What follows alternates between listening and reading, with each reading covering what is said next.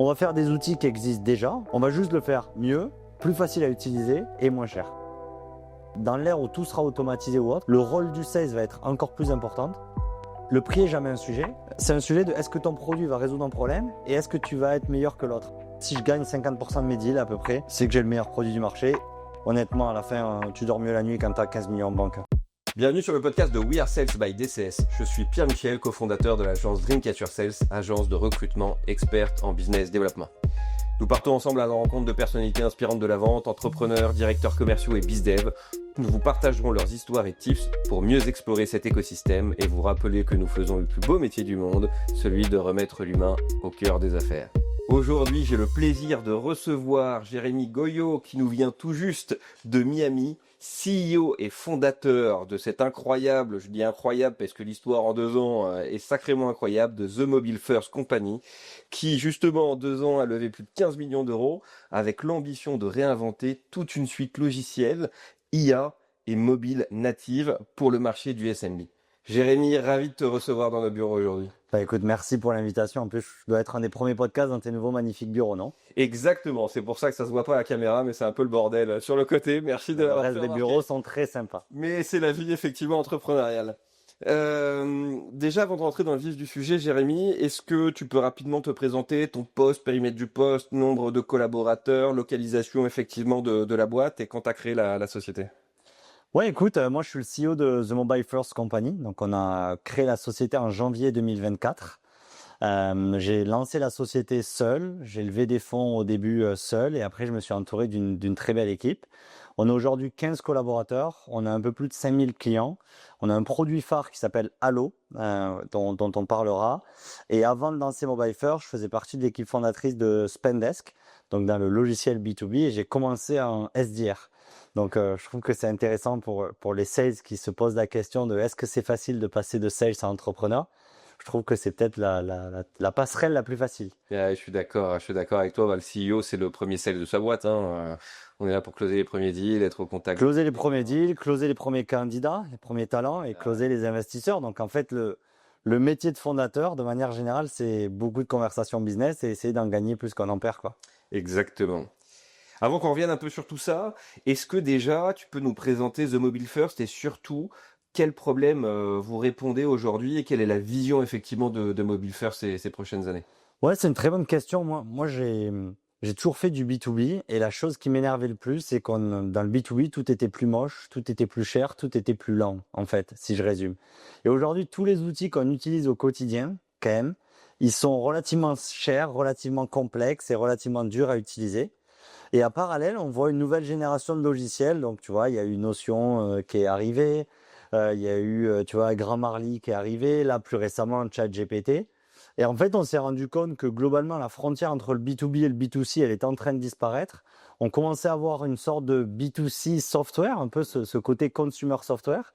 Et en fait, on s'est dit qu'on allait créer un groupe, The Mobile First Company, qui allait lancer une quarantaine d'applications pour réinventer toute la suite bureautique, un peu. Donc, à l'image de Microsoft ou à l'image de Odoo, par exemple. Ouais. On va le faire à notre sauce, donc avec des produits qui sont ultra bien designés, avec des produits qui sont très simples d'utilisation. Tu n'as besoin de personne pour pouvoir le mettre en place chez toi. Et avec la sauce de l'IA en 2025 qui va permettre d'avoir des outils beaucoup plus puissants.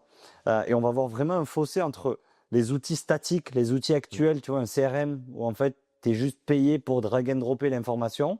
Et là, on commence à avoir des logiciels qui nous permettent de faire des actions.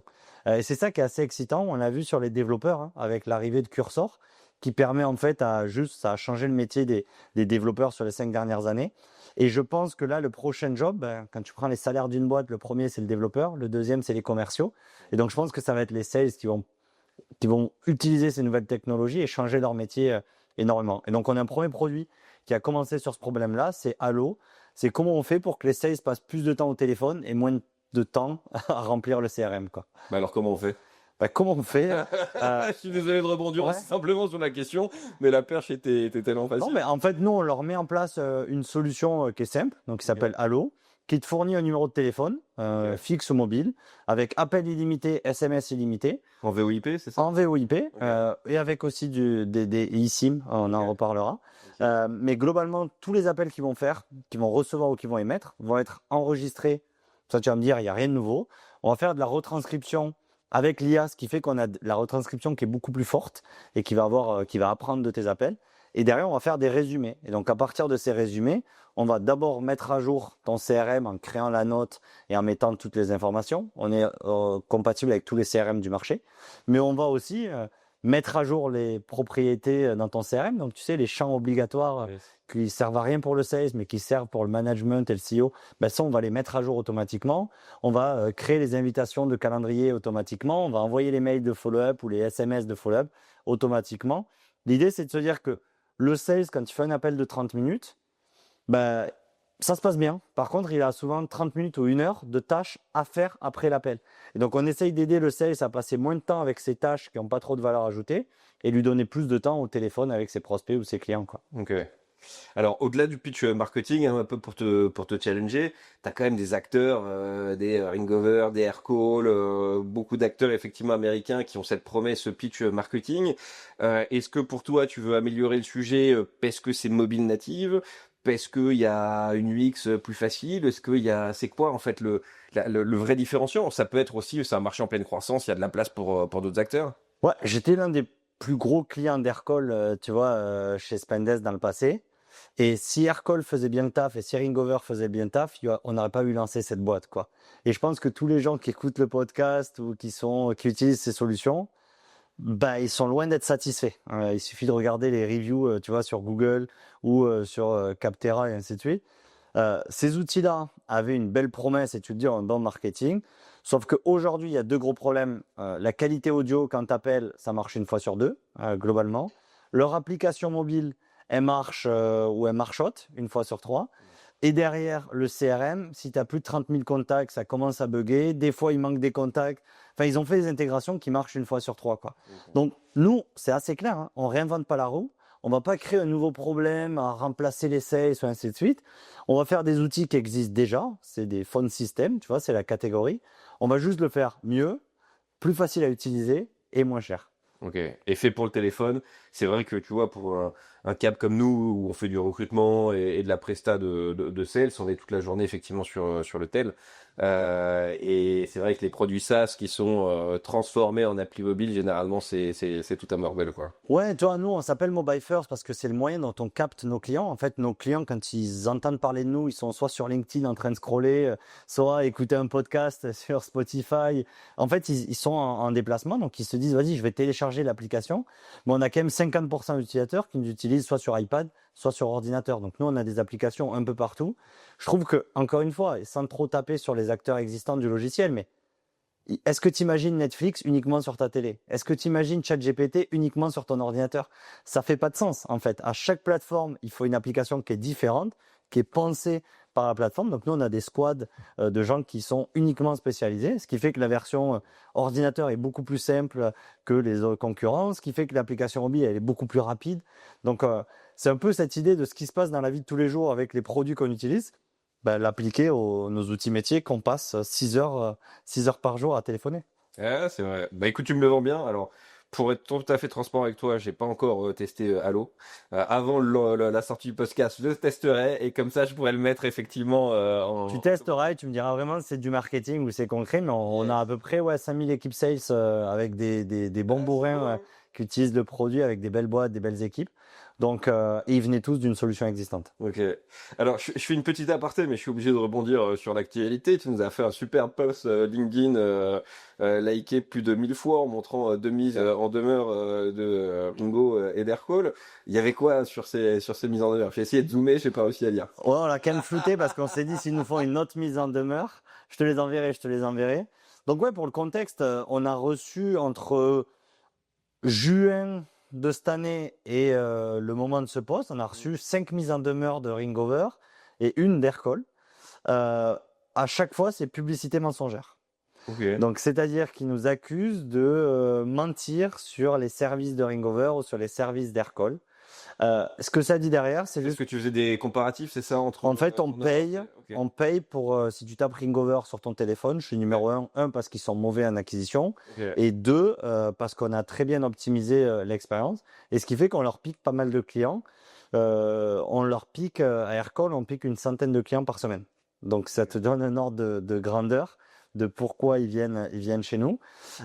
Et donc en fait, on n'a pas, même si on a levé beaucoup de fonds, on n'a pas de service juridique contrairement à eux. Le service juridique, c'est moi. Et donc je me suis dit que j'allais pas répondre aux mises en demeure, j'allais juste leur dire que on n'a peut-être pas le plus gros service juridique, mais je pense qu'on a le meilleur service marketing. Et donc, si vous mettez vos mises en demeure en application, on va tout documenter. Donc, s'ils m'envoient sur un procès et que je dois rentrer en France pour aller témoigner devant un juge et payer une amende de 25 000 euros parce que j'ai fait du Google Ads sur eux, on le fera, quoi. Donc, c'était un peu notre réponse à leur dire, les gars, il y a d'autres problèmes. On a une roadmap feature, on a une roadmap produit longue comme le bras. On a des clients. C'est des boîtes qui font 20 fois ou notre revenu, tu vois. Donc, chacun, occupez-vous de votre merde, faites le meilleur produit et tirons-nous vers le haut plutôt que de tirer vers le bas, quoi. Et justement, est-ce que dans ton plan d'action, tu t'es préparé à une guerre concurrentielle? Et si oui, comment t'abordes les choses? Nous, on est préparé depuis le début à une guerre concurrentielle puisque l'opportunité de marché qu'on a vue, c'est de se dire que le software allait mourir ou le software allait perdre du revenu et qu'il allait y avoir d'autres acteurs qui allaient le capturer. Je reste persuadé, il suffit de regarder la valorisation boursière de Spot, il suffit de regarder la valorisation de Ring Central, qui est en fait la boîte originelle que Ringover a copiée. Hein. Et ils n'ont pas été très loin sur le nom, mais Ring Central, c'est une boîte qui fait 2 milliards de revenus annuels, qui est cotée en bourse aux États-Unis et ils sont en baisse. Pourquoi? Parce qu'il y a deux choses, et on l'a vu avec d'autres logiciels, c'est que les gens sont prêts à payer moins pour leur logiciel, parce que demain, ils vont créer leur logiciel eux-mêmes. Hein. On le voit avec Lovable, on le voit avec Cursor. Derrière, aujourd'hui, ChatGPT, c'est 20 euros par mois. Donc, comment tu justifies qu'un outil te coûte, un CRM comme un Spot te coûte 100 euros par licence ou 80 euros par licence, quand tes gars, pour 20 euros par mois, bah, ils ont un deuxième employé dans la poche, quoi. Donc, c'est comme tout, il y a un cycle. Et je pense qu'aujourd'hui, on le voit avec Gemini, hein, qui rajoute de plus en plus de fonctionnalités. Je vais pas citer Franck Ribéry ou autre, mais la roue tourne, va tourner, quoi. C'est de se dire que ouais, l'industrie du software va devoir se réinventer. Et il y a des boîtes qui l'ont bien fait, comme Intercom, par exemple, qui a vu l'IA arriver et qui a lancé un deuxième produit qui s'appelle Fin, qui fait 50% du revenu aujourd'hui d'Intercom, parce qu'ils se sont vus que ça allait plateau et ils ont lancé un produit. Aujourd'hui, sans citer Ringover ou Aircall, la réponse qu'ils ont fait, c'est de mettre une IA merdique et la facturer 8 euros par utilisateur en supplément. C'est l'opposé de ce qui se passe. Tu vois, c'est qu'est-ce que je vais payer la moitié de ChatGPT pour juste avoir des résumés de mes appels? Ça fait pas de sens. Ils ne se sont pas rendus compte que non, la marge des modèles, la marge, on doit le prendre pour nous et l'offrir à nos clients. On doit absorber les coûts des IA et l'offrir à nos clients. Et donc, dès le début, on était prêt pour cette guerre et c'est que le début, honnêtement, c'est loin d'être une guerre. Je pense que ça va être plus agressif, on va lever de l'argent, on va en racheter, on va tuer des produits. C'est que le début de la guerre, quoi. Ok, donc une vraie guerre, positionnement prix, positionnement marketing, positionnement d'utiliser, de simplicité d'utilisation. Justement, on voit que le coût de la tech diminue d'année en année. Ça n'a jamais été aussi facile de dev, jamais aussi facile de développer sa propre tech. Comment t'envisages alors l'avenir? Comment tu peux mettre des barrières à l'entrée? C'est en multipliant effectivement des produits phares comme Allo, avec les quarantaines de suites logicielles que tu comptes lancer. Comment tu t'y prépares aussi? Parce que finalement, ça peut amorcer la propre fin de la story, quoi. Ouais, nous, on est très proche de l'équipe de Lovable. Ils ont investi dans la boîte, tu vois, à titre personnel. On suit l'aventure depuis le début. Donc, pour ceux qui connaissent pas Lovable, c'est peut-être la boîte à plus forte croissance d'Europe. C'est 200 millions d'ARR en un an. C'est une boîte suédoise. Ils te permettent à n'importe qui de créer ton propre logiciel, sa propre application, quoi. C'est à peu près 6 millions d'utilisateurs par semaine. C'est-à-dire qu'il y a 6 millions de personnes qui créent des applications. Je pense qu'il y a beaucoup de ces applications, c'est des outils métiers qu'ils utilisent au quotidien, quoi. Donc ça, c'est le monde.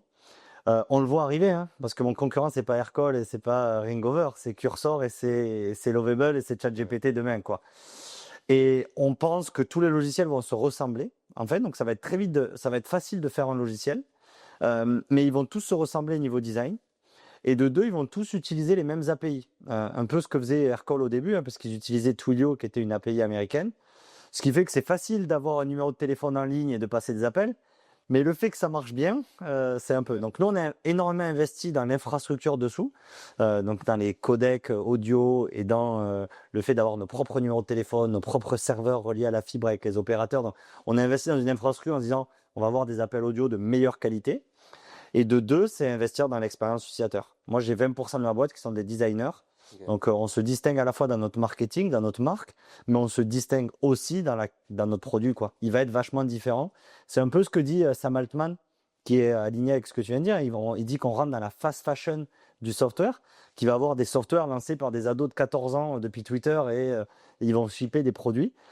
Et nous, comment on se protège de ça? Bon, on se dit que nos produits vont être plus beaux, plus faciles à utiliser et plus simples et plus élégants, quoi. Ça, c'est le premier truc. Le deuxième, c'est qu'on va devoir faire des coûts d'acquisition plus faibles, en fait. Parce que si les logiciels coûtent 20 ou 30 euros la licence, on ne pourra pas avoir un coût un coût par lead chez Aircall qui est à plus de 800 euros, tu vois. Donc, nous, ce qu'on a fait, le premier changement, c'est de se dire ça va plus être du coût par lead, mais ça va être du coût par user. C'est-à-dire que tu n'as pas un formulaire à remplir sur mon site internet. Si tu vas sur wizallo.com, tu n'as pas un formulaire et avec quelqu'un va te rappeler. Non, tu as accès au produit, tu as accès à un numéro de téléphone, tu peux connecter ton CRM et tu peux faire ton premier appel. Ce qui fait qu'on a en fait enlevé le maximum de barrières possibles. Bah, Ce qui nous permet, c'est du freemium. c'est du freemium, c'est du Ouais. product-led growth, Ouais. ce qui nous permet en fait de réduire au maximum le coût d'acquisition en fait. Ouais, on va parler après un peu de la stratégie d'organisation des équipes sales, c'est ta vision des choses extrêmement intéressante, parce qu'on n'a pas encore cette vision-là en IMIA et en France sur On est en retard sur cet aspect-là. Et justement, pourquoi tu as décidé de te lancer direct aux US? T'es allé habiter à Miami pour lancer The Mobile First. Pourquoi t'es allé aux US plutôt qu'en Suède ou rester en France avec la French Tech? C'était quoi ta vision des choses? Donc déjà, si je reprends un peu mon histoire personnelle, j'ai passé 7 ans chez Spendesk, du lancement jusqu'à la série C ou D. T'es arrivé en stage en plus? Ouais, j'étais le premier stagiaire et le 4e employé de la boîte. Donc j'étais SDR, c'est moi qui ai fait beaucoup de cold call au début. Ça apprend la vie, le call-call. Ça apprend la vie et Spendesk serait pas ça. Et en plus, tu as la vue depuis les bureaux de Spendesk, depuis ton bureau. Sans l'énergie mise par les sales, et il y a eu beaucoup de sales très talentueux, certains qui sont encore chez Spendesk aujourd'hui, d'autres qui ont pris des très beaux postes dans des belles startups et sûrement que tu as interviewé, que je recommanderais à la fin du podcast que tu les interviews. Mais pour revenir, c'est que j'ai commencé Spendesk en France et j'ai lancé Spendesk aux États-Unis. J'ai raté Spendesk aux États-Unis, donc j'ai ouvert le bureau et j'ai fermé le bureau. À 24 ans, tu prends un peu une claque quand tu as brûlé 2 millions d'euros aux États-Unis et que tu n'as pas réussi à gagner. Ce qui arrive énormément. Et du coup, j'ai appris cet échec en me disant comment je vais faire pour réussir à terme. Et ce que je me suis rendu compte, c'est que les boîtes françaises se lançaient beaucoup trop tard aux États-Unis. Et sauf que le problème, et je vais te faire une citation, c'est que les États-Unis ont déjà 2-3 ans d'avance sur nous. Quand on arrive aux États-Unis, on a un produit qui a déjà 2-3 ans. Donc, tu as presque 6 ans d'écart avec ton marché. Et ce qui est gigantesque. Et toutes les industries, c'est le cas. Et donc, nous, quand on est arrivé au Spendesk aux États-Unis, on est arrivé avec une télé en couleur cathodique. Et les mecs nous ont dit, c'est cool, mais nous, on a les écrans plats, les gars. Okay. Donc, il y avait à ce point-là ce décalage. Ouais, c'est une phrase qui a été dite par un de mes clients, quoi. Okay. Et aujourd'hui, il y a une boîte qui s'appelle Ramp.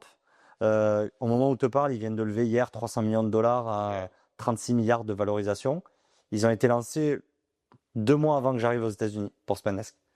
Donc, c'est pour te montrer un peu l'ordre de grandeur. Et on parlait de Aircall, Ringover. Il y a des concurrents américains qui sont beaucoup plus avancés. Il y a Nooks, tu vois, par exemple, sur le cold call qui est très fort. Il y a OpenPhone qui est assez fort. Donc, les US sont toujours en temps d'avance. On pourra rentrer dedans si tu veux. Donc, moi, je voulais une boîte qui est américaine. Donc, le nom est américain. Le website a été fait en anglais depuis le début. Par contre, on voulait d'abord commencer la boîte à Paris. Donc moi, je suis rentré des US, de Colombie, mais ça c'est notre histoire.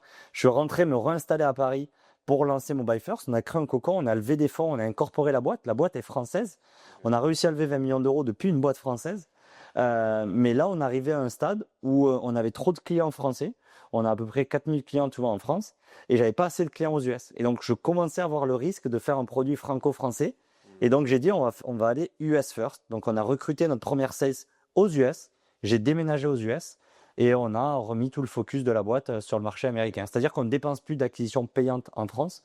On fait toute l'acquisition payante aux US. Ok. Et justement, est-ce que tu as eu des enseignements sur le marché US quand tu as recruté tes premiers sales? Tu as des mindsets qui sont différents, des cycles de vente qui sont différents? Comment tu le compares au marché français ou à IMIA? Ça fait plus de 10 ans que tu fais de la vente, tu vois, de ton côté. Du mien, c'est un peu pareil. Je trouve que les temps sont très durs en France. Nous, on a la chance d'être un produit pas très cher avec un cycle de vente qui est hyper court. Mais malheureusement, aujourd'hui, les PME françaises, elles sont souffrantes. Elles payent des charges, elles sont un peu étranglées auprès des cotisations et des charges. Elles ont un pouvoir d'achat très faible. aujourd'hui. Ouais. À la fois en termes, un sales aujourd'hui, il a un pouvoir d'achat plutôt faible. En fait, on souffre tous un peu en France. On a aussi une conjoncture économique qui font que les boîtes essayent de déplacer au maximum le problème en se disant on verra l'année prochaine, on verra l'année prochaine. Donc il y a un peu ce climat où attendons, qu'est-ce qui va se passer? Alors que les US, ils sont tous persuadés qu'il va y avoir une crise financière. Mais au lieu de réduire la vitesse, ils accélèrent. En fait. On va taper le mur le plus vite possible. Et donc, ce qu'on voit aux US, on voit une économie complètement dérégulée. Il suffit de regarder la bourse, il suffit de regarder l'achat de voitures, il suffit de regarder l'investissement immobilier. Moi, j'ai choisi Miami comme ville et il y a des tours en construction dans tous les sens, alors qu'ils t'annoncent tous le crack du marché. C'est un mindset qui est différent pour d'autres raisons. Mais l'Américain n'a pas peur de la crise, l'Américain n'a pas peur de faire faillite, personnel, compagnie. Et donc, en fait, tu arrives des cycles de vente encore plus courts, sur des paniers moyens encore plus hauts, avec des mecs qui prennent des abonnements annuels, ils mettent tout sur des cartes de crédit. Si ça marche pas, ils annulent la transaction. Enfin, c'est un mindset qui est complètement dérégulé. Ce qui est bien quand tu es en phase early stage, parce que la boîte a que 18 mois, notre produit Halo a 12 mois, c'est le prix est jamais un sujet. Le prix est jamais un sujet. C'est un sujet de est-ce que ton produit va résoudre un problème et est-ce que tu vas être meilleur que l'autre en fait. Et ça veut dire que la qualité des échanges que tu as avec les boîtes est complètement différente. C'est-à-dire que le mec il s'en fout de ton devis. Vas-y, je signe ton devis, je paye. Annuel, je paye. Par contre, ça marche pas, je rembourse. Et donc du coup, ça te met à porte-à-faux face au client où il va acheter et le lendemain qu'il a acheté, il va t'envoyer un email de 15 bullet points en te disant tout ce qui va pas et il attend une réponse par mail en moins de 2 minutes. Ok. Et si c'est 22 Ça heures, c'est 22 heures. fonctionne, ça fonctionne pas en cut. En cut. Parce que c'est vrai Ils font qu'en France- opposition sur les cartes. Ils Ok. font opposition sur les cartes. Ah ouais. Ouais, aux Ah, ils US, sont- ok. tu peux demander à l'annulation de ton paiement. Ok. Donc, ils font opposition ou ils m'appellent, ils me disent je veux un remboursement. Et c'est un peu comme ça que ça fonctionne, les US, tu vois. Ah ouais. Donc, c'est l'état d'esprit complètement différent du français qui va vouloir une version d'essai pendant un mois, qui va vouloir avoir un POC, qui va avoir plein de choses pour jamais mettre sa putain de carte de crédit, tu vois, en fait. Donc, c'est ça un peu l'écart, quoi. Ouais. Mais c'est pas la faute de la France, c'est la Ouais. faute sociétalement, on est différent Ouais. et pouvoir d'achat, on est différent. Effectivement, c'est vrai qu'en France, on a plutôt ce mindset de c'est très long de se mettre à collaborer ensemble, mais une fois qu'on signe, bah c'est pas très grave, ça fonctionne pas, on apprend à se connaître, on ajuste au fur et à mesure. On a peur de faire le mauvais choix en France. Moi, je te cite des exemples. Moi, j'ai un panier moyen qui est aux alentours de 1 000 € par an. C'est très faible. Ok, oui, mais puisque t'es sur le SMB, donc Je suis du SMBs, c'est du gros volume. Ouais. Aux US, c'est 15 minutes de call. Oui, non, je teste le produit, je reprends 15 minutes si jamais. Ok. En France, ils veulent 30 minutes. À la fin, ils disent, bah, j'aimerais voir les concurrents quand même. Donc, on parle d'un chef d'entreprise, hein, son temps est plus précieux que le temps qu'il va passer. Il va prendre tous mes concurrents. Ringover, On-Off, Aircall. C'est vrai. Il va nous recontacter. C'est une histoire vraie. Bah, je sais. Il va nous dire, il y a 60 € d'écart sur un abonnement annuel. Il y a 60 € d'écart entre vous et On-Off. Ils sont moins chers que vous. Mais je préfère votre produit. Qu'est-ce qu'on fait? On fait rien, mec. Mon prix il est public sur mon site. J'ai 5000 clients, je vais pas faire du prix à la carte sur chacun. Ok, mais si on fait, encore email, hein. Mais si on fait rien, je vais aller chez On-Off. Va chez On-Off. Le gars, il va chez On-Off. En finissant, c'est vraiment triste, regrettable, mais l'écart de prix est trop important. On parle de 60 €. Ça fait 5 € d'écart par mois. C'est un putain de café. Tu vois ce que je veux dire? T'as passé plus de temps à écrire ces mails. T'as perdu 60 €. T'es chef d'entreprise. T'as une boîte. Et on ne le changera pas, ça, malheureusement. Et je pense que je parle de la souffrance de tous les commerciaux qui écoutent ce podcast. C'est très dur aujourd'hui de vendre et qu'on n'arrive pas à changer cet état d'esprit de pauvre, en fait, quoi. C'est comment on change cet état d'esprit de se dire, on s'en fout, il y a 15 solutions. Si ça marche pas, je change l'année prochaine. Ou si ça marche pas, je demande un remboursement, tu vois. Faut qu'on arrive à instaurer ce climat-là. Et je pense qu'il faut qu'on arrive à bouger les acheteurs français, quoi. Nous, on est assez extrême. Si t'es pas content, on te rembourse. Après aussi, c'est effectivement, tu le disais, on a un tel taux de charge aujourd'hui en France que, en fait, pour réussir à faire 1 € de bénéf, faut réussir à faire. Mais ça, je suis d'accord qu'il faut avoir des prix, mais ce qu'on voit pas, c'est que notre temps aussi, le temps d'un fondateur, le temps d'un DIRCO, il est beaucoup plus important que les 1 000 € qu'on a en question, quoi.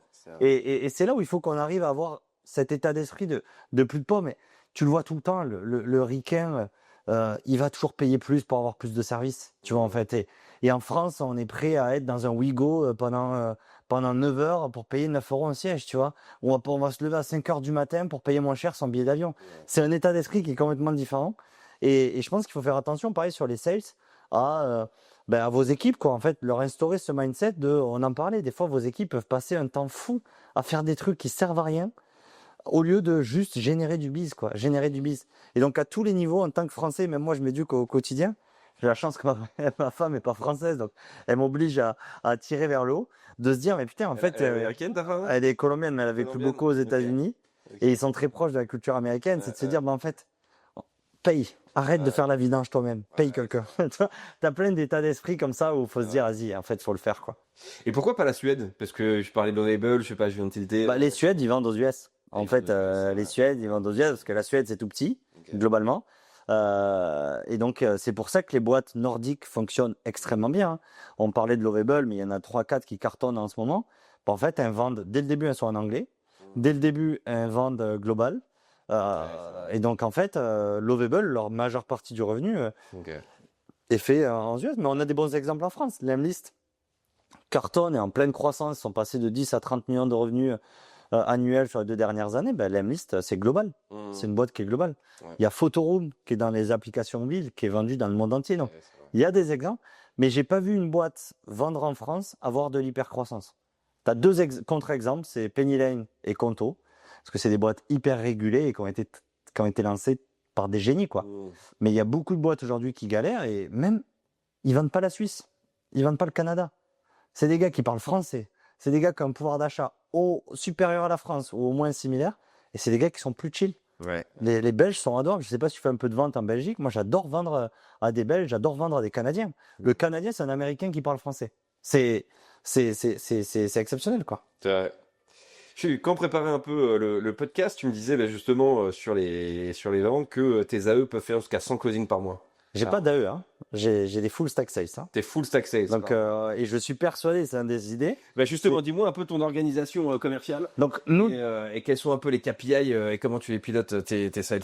donc, globalement, on est arrivé à 5000 clients, 1 million de revenus, sans commerciaux. Déjà 1 million d'AE? Ouais, sans commerciaux, on a fait 100, tu vois, en juin dernier, sans commerciaux. Les commerciaux, c'était moi, le designer, tout le monde était là en train de gommer les. Et c'était peut-être une connerie de ne pas avoir recruté plus tôt.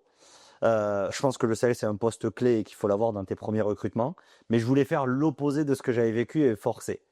Donc déjà, on a un business où le marketing est responsable du revenu. Donc déjà, mes marketeurs ont des KPI, c'est eux qui committent sur des KPI de revenus. Mon produit, pareil. Donc, tu vois déjà comment on aligne les intérêts. Parce qu'on va paraître un peu futuristique, mais c'est déjà qui est en charge du revenu, c'est le product et le marketing. Donc c'est eux qui ont un nombre de leads et un nombre d'ARR à faire. Derrière, j'ai un product-led growth, donc mes produits est ouvert, donc tu viens t'inscrire et tu peux payer, mettre ta carte de crédit, acheter, tout faire sans parler à mes commerciaux. Mais on s'est rendu compte qu'il y avait pas mal de gens qui avaient peur de quitter Ringover ou de quitter Aircall, ou ils pensaient qu'on n'était pas assez cher, pas assez mature, pas assez connecté. Et donc, on a rajouté des sales dans ce funnel. Soit sur le website, tu peux parler aux sales, soit quand tu t'inscris, que tu triggers, que tu as un CRM Salesforce par exemple, ou que tu as plus de 6 licences, bam, tu vas trigger mes sales. Soit dans ton produit, quand tu es un peu bloqué, je mets mes sales aussi, quoi. Donc, mes sales, ils ont un territoire qui n'est pas du cold territoire, c'est basé sur différents buckets, tu vois, saut, panier, où du coup, ils doivent appeler. Donc, un sales chez nous, il fait plus de 350 appels par semaine, hein. Donc, ils bombardent, hein. On a Adrien en France qui bombarde, on a MG aux US qui bombarde, donc ils appellent beaucoup de gens. Ils vont se faire leur pipe. Donc, Adrien, sans paraître arrogant, vraiment, tu me connais en plus, Adrien, c'est un mec que j'adorais recruter, qui était chez Spendesk avec moi avant, maintenant qui est en part-time à son compte et qui fait du sales. Il bosse que 8 jours par mois pour nous et on essaye de le braquer pour qu'il vienne full-time. Là, on est quoi? On est le 20 du mois. Il a closé 51 boîtes ce mois-ci. Donc, ça, c'est le volume. Et donc, il fait du début jusqu'au déploiement. Donc, jusqu'à ce que les gars sur les fichiers de prospe, c'est que des leads entrants qui va call. C'est que des utilisateurs. C'est que des utilisateurs parce que c'est des gars qui ont créé un compte, qui ont mis leur carte de crédit, ou c'est des gars qui n'ont pas mis leur carte de crédit mais qui ont demandé à parler. Donc, ils vont bloquer directement du temps dans son calendrier. Et si tu parles à Adrien, il est sous l'eau. Donc, il n'arrive pas il disqualifie 50% de son pipe, en fait. Et nous, c'est un des exemples, mais c'est ce qui est en train de se passer dans beaucoup de boîtes américaines, c'est de se dire, arrêtez de bloquer votre utilisateur, laissez-le avancer dans le parcours. Et s'il veut parler à vos commerciaux, il va bloquer à vos commerciaux. Qualifiez que ça ne soit pas un lead non qualifié.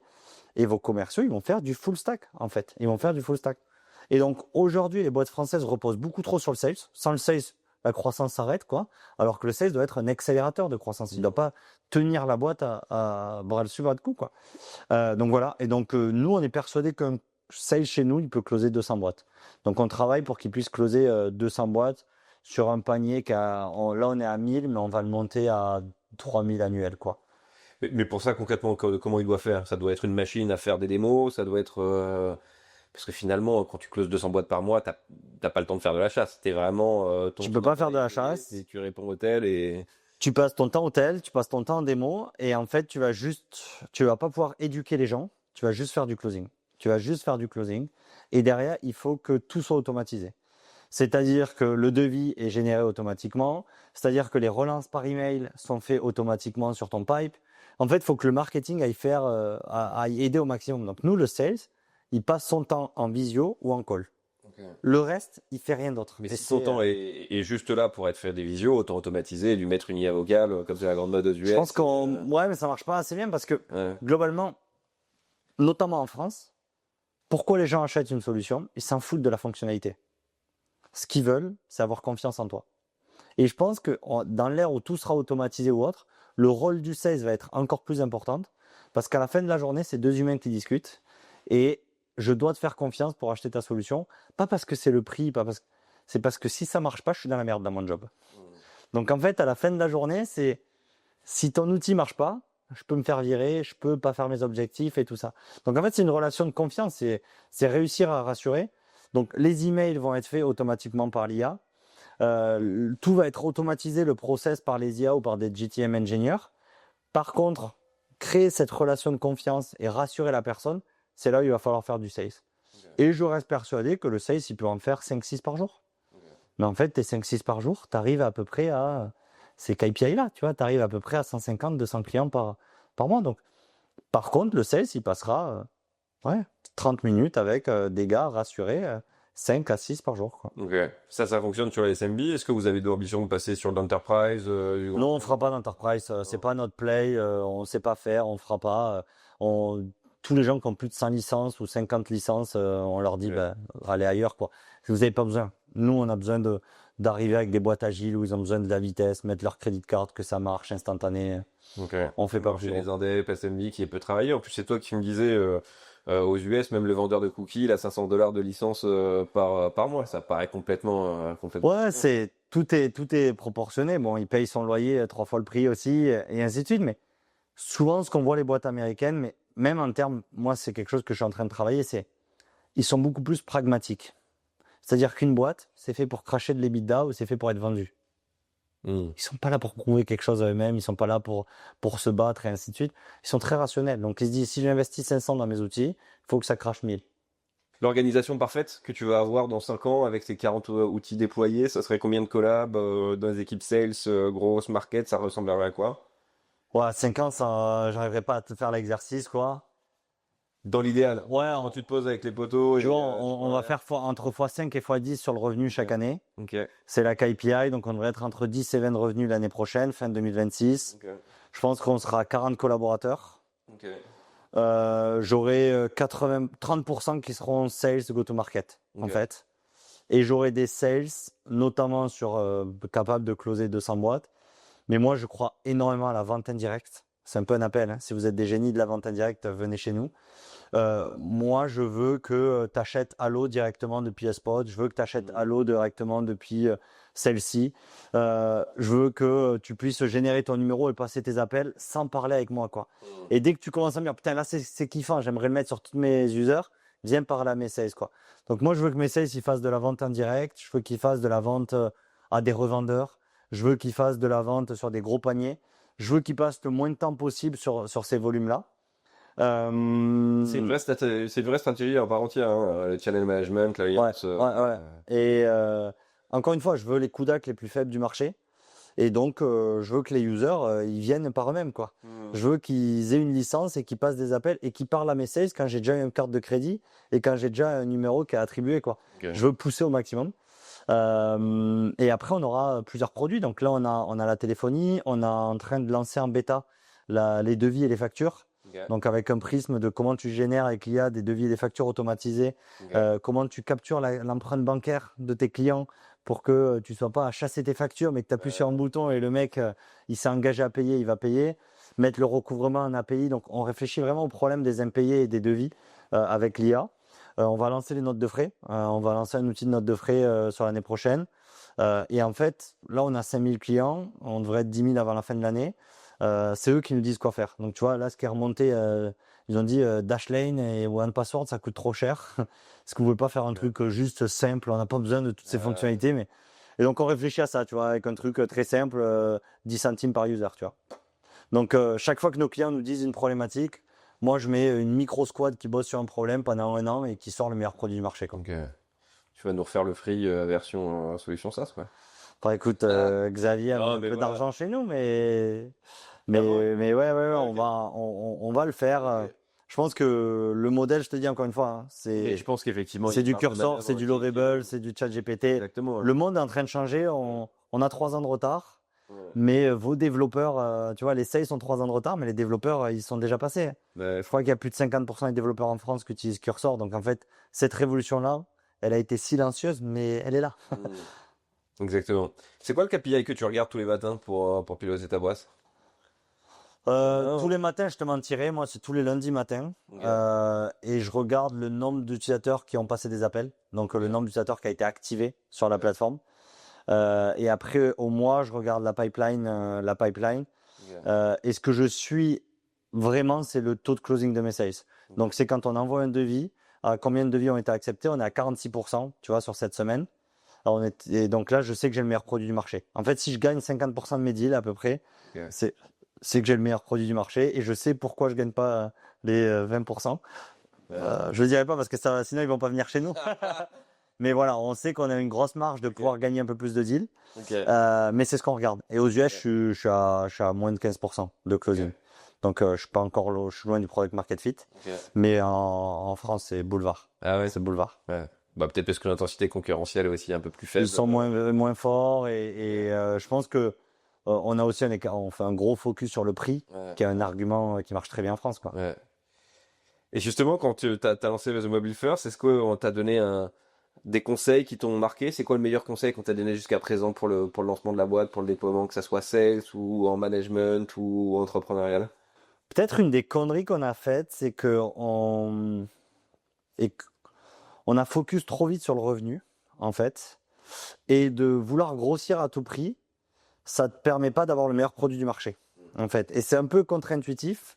Il vaut mieux avoir une croissance exponentielle qu'une croissance linéaire. Et quand je regarde un peu l'exemple de Spendesk, sans trop cracher sur Spendesk, mais on voulait faire les 10-20% de croissance chaque mois, donc on a monté une armée de commerciaux et on a mis beaucoup d'efforts sur l'équipe sales. Et au final, on n'avait pas le meilleur produit du marché. Et je pense que c'est un peu ce qui est arrivé à Ringover et à Aircall. Ils ont mis tellement d'énergie pour grossir le revenu qu'ils n'ont pas pris le temps de concevoir le meilleur produit possible, quoi. Et nous, on a fait un peu cet effort-là. On était 22e de l'App Store à un moment. Donc, on avait une croissance de ouf. On rentrait 20 000 clients par mois. Il y en a 20% qui churnaient. C'était genre n'importe quoi. Et au final, si on avait pris un peu plus de temps de se poser avec les 100 meilleurs clients qu'on avait sur la plateforme et faire que du custom pour eux pendant 6 mois, on aurait un produit qui serait un peu meilleur que celui qu'on a actuellement. Le deuxième produit que j'ai, ça paraît une évidence, je sais pas quelle est ton audience, mais moi, je fais encore 5 à 6 calls d'onboarding par jour en tant que fondateur, vente, onboarding et tout ça. Et même si ça me prend du temps, même si c'est chiant, parce que je prends encore des noms, tu vois, donc tu as un peu ton ego personnel, tu es un gars. C'est moi qui ai pris le nom sur les 60 € d'écart, tu vois, face à on-off. Bah, en fait, ça te fait rester sur terre et ça me permet aussi de savoir exactement quel produit faire, quoi. Donc, je trouve ça toujours dangereux, les fondateurs qui pensent que la solution, c'est de recruter un sales ou que la solution, c'est de se cacher derrière les sales. Non, je pense que c'est à moi de prendre des noms au quotidien, quoi. Même si j'ai des moins taux de closing que mes sales, ben, c'est encore mon rôle. Peut-être un dernier conseil, honnêtement, c'est de lever plus d'argent que vous avez besoin, quoi. Donc, tout le monde certains te disent de lever beaucoup, certains te disent de lever pas beaucoup, que la valorisation. Honnêtement, à la fin, tu dors mieux la nuit quand tu as 15 millions en banque. Ouais. Et justement, tu veux les cramer comment ces 15 millions? Ben, on va investir pas mal en marketing sur les US. On a le produit que tu as actuellement d'Allo, qui est genre meilleur que les concurrents. On va vraiment faire un produit qui est révolutionnaire. On a plein de fonctionnalités autour de l'IA qui vont aller beaucoup plus loin. Et on va lancer 3 nouveaux produits dans les 6 prochains mois. Donc en fait, minimum lancer un produit, c'est 1 million d'euros. Ah ouais? Ouais. Ok. Et justement, toi, en interne, tu achètes des solutions SaaS. Est-ce que tu as implanté dernièrement une solution qui a été un peu game changer? C'est que beaucoup m'ont parlé de Dust dernièrement, qu'ils ont implanté ça dans leur boîte et ça a boosté Bon, je suis un peu la biaisé, mais productivité, moi je trouve que Hatio est une solution exceptionnelle. Ok. Hatio, le CRM, bon, je suis investisseur de la solution et je suis un des Ok. premiers utilisateurs, mais nous on a mis Hatio en place chez nous. Tu as les sales qui bullent leur propre agent, donc en fait tu peux demander à enrichir tes boîtes, ton pipeline, tu peux faire tes séquences automatisées. Ça permet aux sales d'être beaucoup plus indépendants, ça permet aux équipes dev de kiffer, de Ok. bosser sur le CRM. Tu vois, aujourd'hui, le Salesforce admin, c'est un métier de merde. Tu vois, genre, le pauvre ici, c'est pas un dev, c'est pas un sales, c'est pas un ops. Je suis désolé, mais tu vois, c'est pas le job le plus fun du monde. Aujourd'hui, nous, tu as la moitié des sales, c'est eux qui font le sales ops. Et l'autre côté, j'ai le meilleur dev de la boîte qui fait la partie du sales ops. Donc, ça va à une vitesse que tu peux pas imaginer, quoi. Donc, on a ça. On a mis Hyperline en place sur les devis et factures. Donc, c'est assez cool. Ça nous permet d'envoyer des devis hyper stylés pour signer en ligne ou autre. Honnêtement, c'est ce qui me permet, moi, de traquer. Hyperline, c'est top. Qu'est-ce qu'on a d'autre récemment? Non, on a cal.com sur la partie calendrier sur le site internet. Donc comme ça, tu peux choisir et tout le monde a une interface un peu cool. Donc tu peux, si tu as trop de pipeline, tu peux te retirer des sign-up, tu vois. Tu peux choisir si tu veux prendre tous les sign-up, à prendre tous les sign-up. Non, c'est à peu près ces trois solutions. Hatio, Hyperline, cal.com. Ok. Et en termes après derrière de staff, c'est quoi les profils les plus durs à recruter pour toi ou qui vont être les plus durs à recruter pour toi ces prochaines années? Moi, je pense que ça va être les commerciaux, les très bons commerciaux. On le voit aujourd'hui, les boîtes qu'on levé le plus, on parle de Lovable, on parle de Cursor, ils prennent des full stack sales, hyper seniors. Donc en fait, ça va être des salaires, je pense, à plus de 100 000 par an, tu vois, en France. Nous, on est à plus de 350 000 là aux US sur nos premiers recrutements. De gars qui va faire du cold call et qui va faire du closing. Parce qu'en fait, le métier de sales, il va être de rassurer des gars, mais surtout d'aider l'équipe produit, parce que maintenant tout le monde, ça va être des armées d'ingénieurs et de designers, à comprendre pourquoi on ne gagne pas le marché. Donc on va avoir besoin de sales qui comprennent extrêmement bien pourquoi on lose des deals et pourquoi on gagne des deals, en fait. Et ça, il n'y en a pas beaucoup de sales qui arrivent à comprendre ça, quoi. Et donc le métier de sales va se rapprocher presque d'un métier de PM, où il va devoir s'asseoir chaque mois et dire, les gars, en fait, je perds 50% de mes deals à cause de ça, quoi. Okay. Mais pas juste de dire il me faut les SMS. Non, c'est comprendre exactement qu'est-ce qu'il faut dans les SMS et autres. Donc, moi, je crois beaucoup à. On va avoir moins de commerciaux, mais on va payer beaucoup plus nos commerciaux. Et ils vont être des machines à automatiser le CRM, à pouvoir bosser avec des devs sur qu'est-ce qu'il faut automatiser ou autre. Donc, moi, c'est un peu le super sales que je vois. C'est un peu la direction que je vois, quoi. Et donc, ces profils-là, est-ce que c'est le SDR d'aujourd'hui? Est-ce que c'est un ingénieur qui se reforme, qui a fait une école d'ingé, qui veut faire du sales derrière? Je vois plein de profils arriver. Est-ce que c'est un fondateur qui va dire j'en ai marre de gérer ma boîte en fait et je veux juste faire de la vente et faire un produit de ouf? C'est assez intéressant, les différents profils. Tu parlais de Dust. Hein. Dust se casse le cerveau aussi sur les sales qu'ils ont. Lovable, c'est pas mal cassé le cerveau aussi sur des sales là. Donc, je trouve que le métier de sales, les salaires sont en train d'exploser. Les salaires sont en train d'exploser, les fixes sont en train d'exploser, les variables, parce qu'on parle de boîtes comme Lovable, hein, les gars, ils rajoutent 5 millions d'RR. Hein. Je te laisse imaginer les 4 sales qui se battent en duel. Hein. Il y a 4 sales en ce moment. Il n'y a que 4 sales Ouais. level 1. Ouais. Donc, ils signent des énormes boîtes. Okay. Donc, il y a aussi il va avoir des choses repensées, quoi. Donc, le métier de sales va être très dur à recruter. Ok. Bah, ça, on le fait toute la journée. Hein. Tu vois, on fait, nous, à titre d'information, on fait 250 à 300 recrutements par an. Et pour ça, on fait entre 3000 et 3500 entretiens de sales B2B. Et tu commences à le voir, ce full stack sales, assez senior, ce head of sales opérationnel, en fait. Ça, je peux t'en parler des plombes. Ça fait les sujets de nombreuses tables rondes qu'on a animées. Mais effectivement, on est sur la fin de la vente découpée, BDR, SDR, à compte exécutif, CAM, CSM, même un avant-vente avant. Même pour le coût d'acquisition, tu te retrouves avec 5-6 interlocuteurs pour closer un deal. Le client, il aime pas ça en plus. Ton CAC, il est explosé et ton client, il est perdu. Il a 5 interlocuteurs différents pour acheter 1000 balles de licence par an. Donc en fait, il est Non, je pense qu'à moins de 200 000 par an, il faut arrêter ces conneries-là, quoi.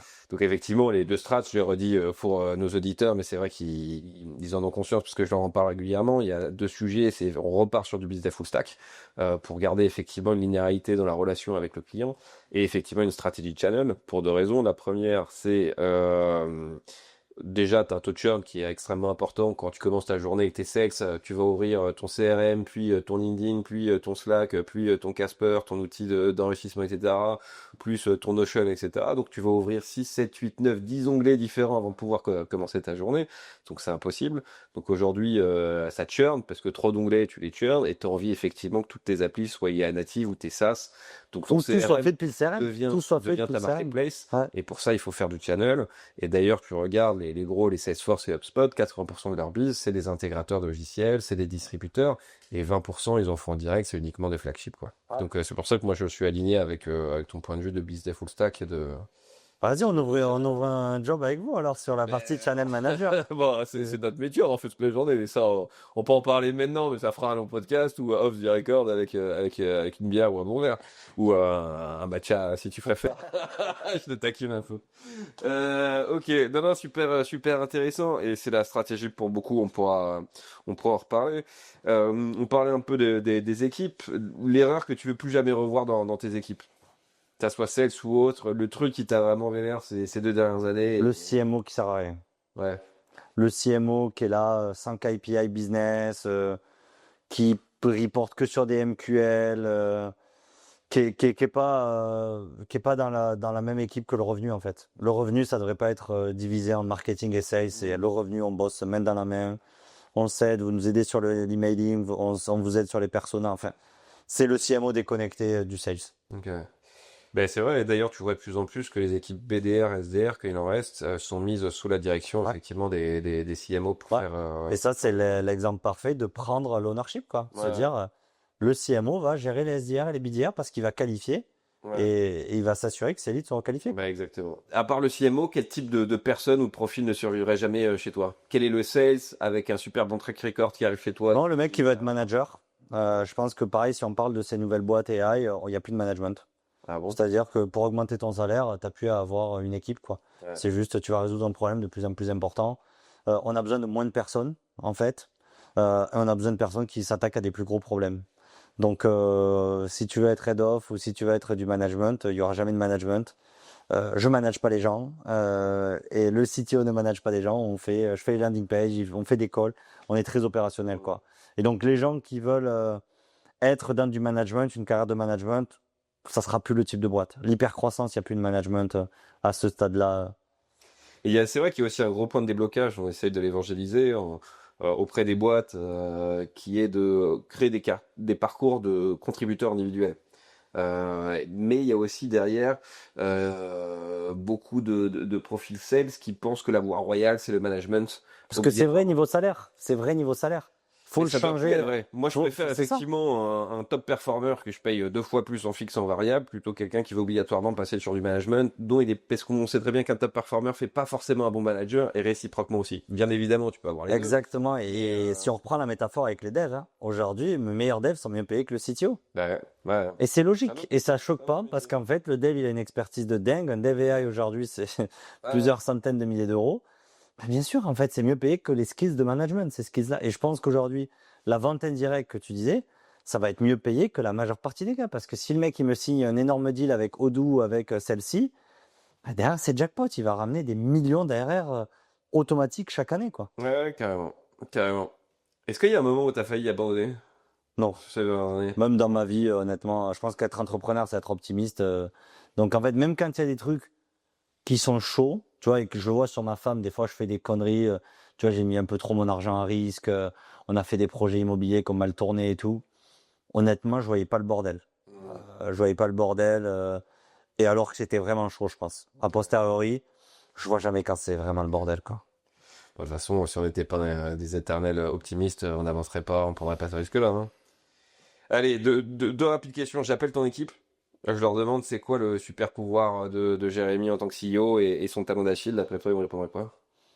Super pouvoir, il y a un peu ce côté optimiste où en fait, je suis capable de vendre le futur. Et les gens, ils sont prêts à tout quitter pour me rejoindre. Ils sont prêts à travailler. Tu vois, nous, on travaille beaucoup. Tu fais le 6-6, non, 996, le 9-10 Ouais, non, on fait le 996, 15 jours par quarter. Et les gens sont assez connectés le week-end. Et ça finit assez tard, tu vois, au bureau. Là, on recorde le podcast, je pense que je vais finir à 19h et il y a encore tout le monde au bureau. Donc, Ouais, il y a une grosse capacité de travail. Ça, Pas de c'est mystère, hein, de toute façon, tu veux lancer un truc gros. c'est ma capacité à convaincre les gens qu'on va réussir. Ok. Parce qu'ils me font confiance et ils savent qu'on va réussir. Et donc, du coup, ils sont prêts à sacrifier beaucoup. Peut-être que mon défaut, qu'est-ce qu'ils te diront? Je pense que je suis assez dur. C'est jamais assez. C'est jamais assez. Donc, on célèbre jamais rien.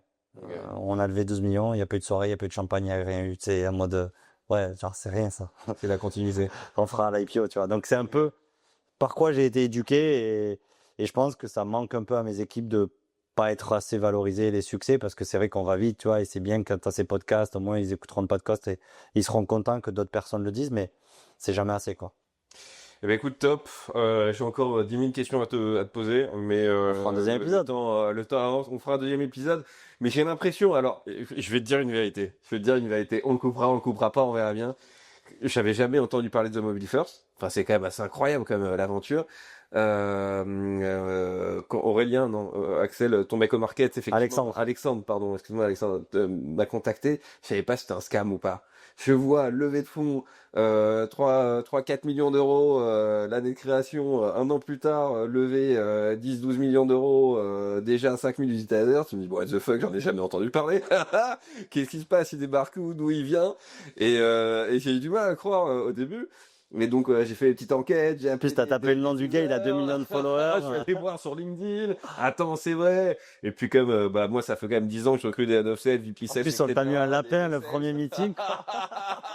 Puis j'avais fait, je me dis, ouais, c'est vrai, etc. Et je trouve ça incroyable. Donc je serais ravi d'avoir une succession d'épisodes de chaque année, voir un peu l'évolution effectivement de. Si on arrive à convaincre Adrien, je pense qu'il ferait un podcast de ouf. Ah bah écoute, avec. Faut qu'on arrive à avoir Adrien et qu'il t'explique. J'espère le signer full time. Ouais, ben écoute Adrien, si tu nous entends, on fera un podcast dédié à l'expertise effectivement sales, et comme ça on fera des parallèles aussi avec The Mobile First. En tout cas, Jérémy, un grand merci. Je sais que ton temps est précieux quand tu arrives à Paris, nous avoir partagé en toute transparence effectivement ton expérience, ton ressenti. J'ai hâte de suivre effectivement l'évolution. Merci à tout le monde, à tous les auditeurs de WRC, toujours plus nombreux à nous suivre. Et puis je te dis à très bientôt pour de nouvelles aventures. Bah, très vite.